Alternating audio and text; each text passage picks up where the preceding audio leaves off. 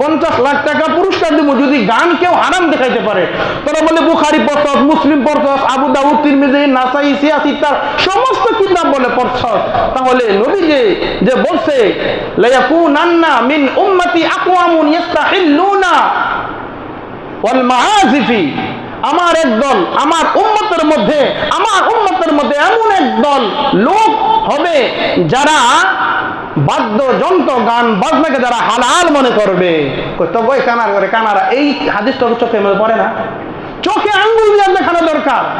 বুখারী শরীফের হাদিস 5590 নম্বর হাদিস এবং 302, 335, 1627, 1647 এই যে হাদিসগুলো ইতিপূর্বে আমি বর্ণনা করেছি, কানারা এই হাদিসগুলো চোখে দেখে না?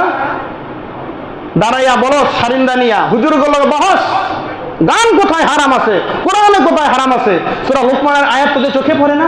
ওমিনান নাসি মান ইয়াশতারি লাহওয়াল হাদিস, লাহওয়াল হাদিস দ্বারা 27 জন মুফাসসির এবং রাইসুল মুফাসসিরিন আব্দুল্লাহ ইবনে আব্বাস, আব্দুল্লাহ ইবনে মাসউদ বলছেন লাহওয়াল হাদিস দ্বারা উদ্দেশ্য হলো বাদ্যযন্ত্র, গান বাজনা, ঢোল তবলা, সারেন্দা, বেহালা, এগুলো হলো উদ্দেশ্য।